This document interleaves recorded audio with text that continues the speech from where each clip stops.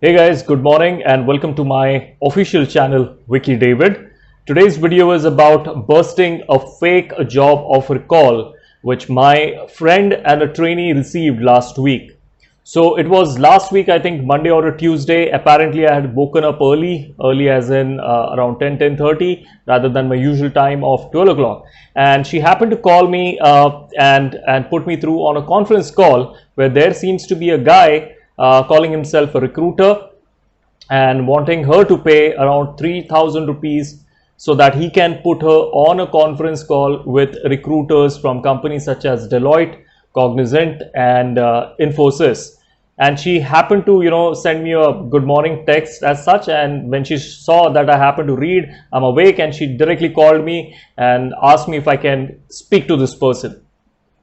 So I'll just play this recording and then I'll come back with my comments on this whole thing. So let us play this recording and listen to how the call went. So here's the recording.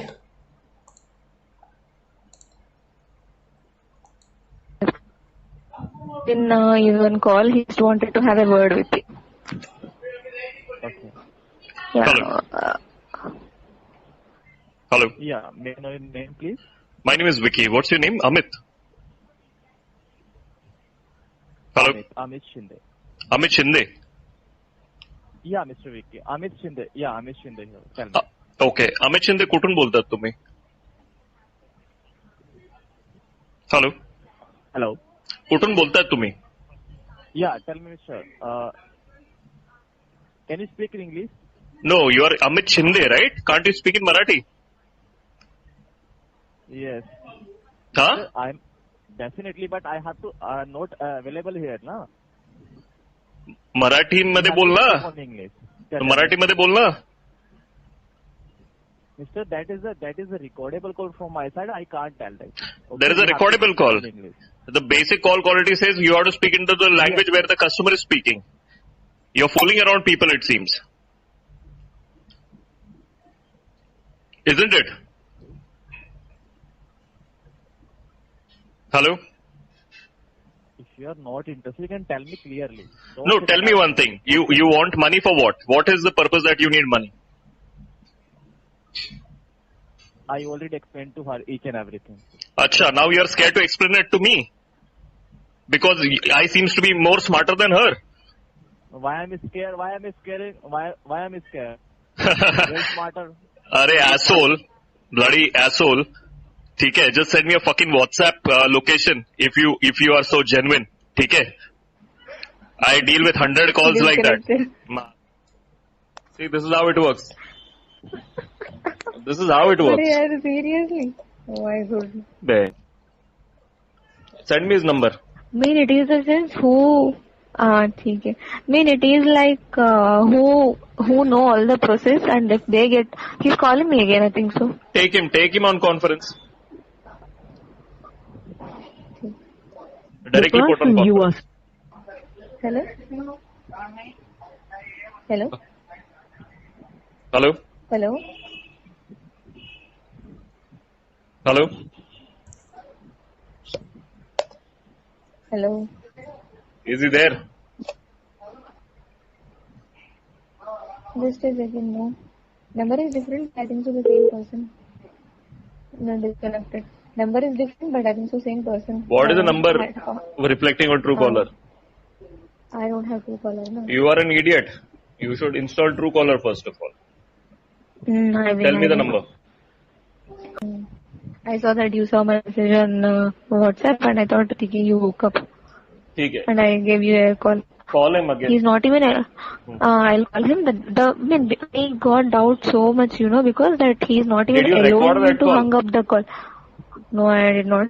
You are biggest stupid person. You know that very well. We can use this call recording to let the others get benefit out of it.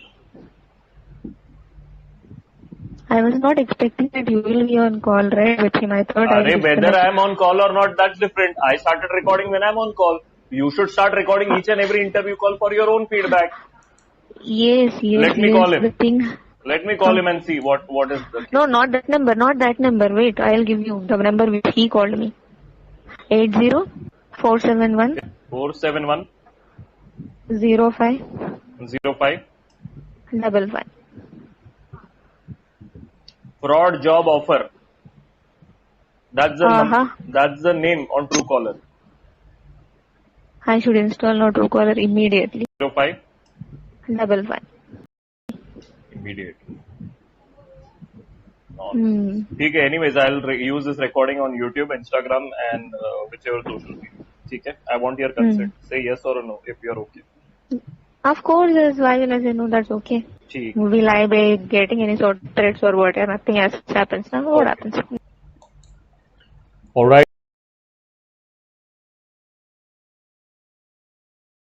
So that was the call recording of that fake recruiter. Now here are a few things which I wanted to kind of let you all know. How to identify, first of all, if the so-called recruiter is genuine or fake, number one. And once you have identified, how do you kind of deal with them? How do you talk to them, or what should you do? Number one, let me make you understand who are more vulnerable and prone to getting such calls. So number one, those candidates, be it so-called freshers or the ones who are already working and have the resume uploaded on any of job sites. Okay, I'm talking about job portals, other than LinkedIn. I don't want to name those portals, but then what are popular portals you have? So those candidates who have their profile, and second of all, that they are very much active. So they fall into the bracket that they are actively searching for another job or the first job. These data are shared with recruiters. So as a job portal, what they do is they offer their services to two kind of individual. One, the one who is looking for a job, and second, who wants to hire people. So there are a lot of genuine people who actually take services of the job portal to get access to your data or the candidate's data, such as a number or the CV. Now amongst those, there are also what you call those culprits or miscreants who become a fake recruiter, buy these services from these job portals so that they can get access to database of candidates who are actively searching for a job, and they start dialing them up. Now usually these calls are made from the north part of our country, such as UP, Bihar, and mostly these calls are made across the country. But the most prominent region or the target region they pick is usually the southern states, since most of the engineering colleges are in southern India. Just a trivia, Tamil Nadu has the highest number of engineering colleges. So that's how it works basically. So they are very well aware about where their target is and where they can kind of loot people from which region and so on. So what they do is they call you up, they pretend to be a recruiter of XYZ company, okay, and just ask you to pay some money, either to make them release the offer letter, or make them connect with you some sort of an actual HR or a recruiter of a prominent company. Now understand one thing, the first most important thing is the most important thing which I kind of preach always and proclaim and let people be aware about on my social media and during my classroom trainings is, anybody who's asking you to pay money in exchange of a job, okay, that's a fake one. I repeat, anybody who is asking you to pay money in exchange of job is a fake person. Okay, so if anybody calls you up and tells you you need to pay X amount after your interview, or you need to pay an X amount before your interview, and he will put you through that organization, or he will help you get that offer letter, or there could be an email which you may receive which has offer letter of any particular company, and at the end of the email they would be mentioning that you got to pay something. That email, that call is a fake call, and you need to realize that you don't need to pay a single penny to get your offer letter. That's one. Now what happened on this call is, see, I personally have worked in BPO and call center during my initial stages of career, and with that experience, I had been on call so much myself, international and domestic, that with one hello I can understand and try and gauge what that person or individual is doing on the other side of the phone.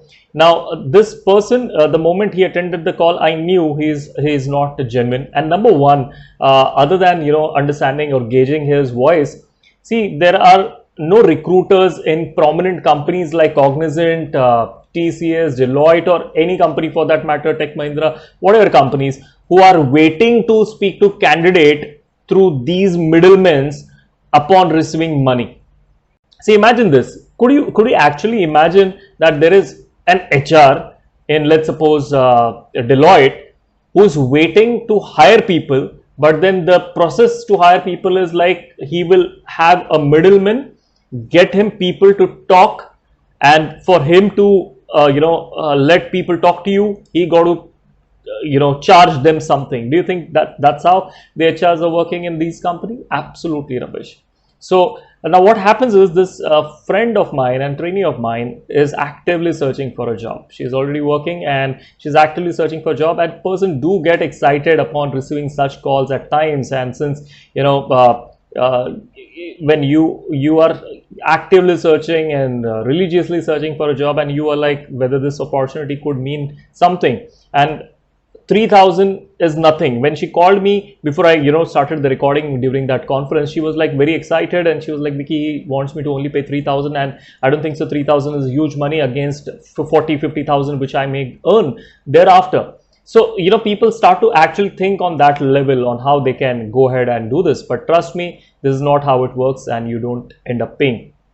Moreover, this guy identified himself as Amit Shinde. Now, Shinde is a surname which belongs to Maharashtrian people who stay in Maharashtra. So the moment he, I'm sorry, the moment he quoted his name as Amit Shinde, I spoke in Marathi, and I wanted him to, speak in Marathi. I was asking him to speak in Marathi, and I asked him, where is he from? And he was adamant, and he was shell shocked. First of all, if you can, kind of listen into that initial moment, where I asked him, Amit Shinde, Marathi Madhe bol, and he had a pause. He must have got shell shocked, as in he's dialing somebody in Andhra Pradesh. He must have never imagined in his, wildest dream that there could be somebody who would end up speaking Marathi in that state. And that's exactly what has happened, and he got blown away. And then the bloody reason that he gave that he cannot speak in Marathi is because the bloody call is getting recorded. That's not how it works. In call center, the first rule is basically, the etiquette is you got to speak into the language of the customer. Here, the customer was the prospective candidate for him. And if he or she is speaking in a particular language which you are aware of, you need to switch to that language. And he failed to do so because in most probability, he was not Amit Shinde, rather somebody else. In Truecaller, the number seems to be from Mumbai, and he might have just picked up an Elias or whatever that token name is, and then he is trying to speak on that person's identity. We tried reaching him afterwards. He was not attending to the calls, and I'm gonna tag this video. I'm gonna send this video with normal SMS to that number, and I want you also to do that. Send this video to this person, and you know what, if you're watching, Amit Shinde has something for you, and that is, this finger is different but the feeling is same. Okay, so this is specially from me to you, gift wrapped, freshly sent. So another thing, guys, see, understand, if at all you happen to get duped by such calls, you end up paying 5,000, 3,000, 1,000 or 7,000 or 10,000, and you don't get a job. What are the things, or what are the options that you are left with? The only thing is that you need to go legal. Legal mean you go to your nearest police station and file a complaint. But do you think that's really logical, practical? And what happens as a common man? You would be like, boss, I paid 5,000 rupees for which I need to go to a police station and file a complaint. Now, whatever happens, there afterwards, first of all, will police waste their time searching for your 5,000? Now, your logic would be like, what if, he is duping 10 people for 5,000 goes to 50,000 a day? That's true. But then for you, as that individual, if you're a complainant, when police have their, other important complaints to work upon, such as murder, theft, robbery, whatever, and you coming up with this petty amount of 2,000, 5,000, they're not going to spend their time. Even if they do so, there might be legal proceedings thereafter, and you might be required to hire a lawyer and so on. You think for 5,000 you're going to spend your 10-15,000 rupees, or your 10-15 days or 10-15 months on this. So these people know that very well, this psychology of the common person. They know, they are very well aware with this psychology, and that's where they continue to dupe people, and that's how it keeps on happening. So the best thing is, like, precaution is better than cure. Take precautions, and if you have faced similar situations, I'll share a link. Do let me know what was your experience with, and if you happen to get any call from any number, try and record and send those recording on the link which is mentioned in the description. For this video, that's about it, and if I missed on to anything, I'll probably pin that in the comment section. Thank you so much, and do check out the channel for more, and consider subscribing for something similar or something equally valuable. Take care.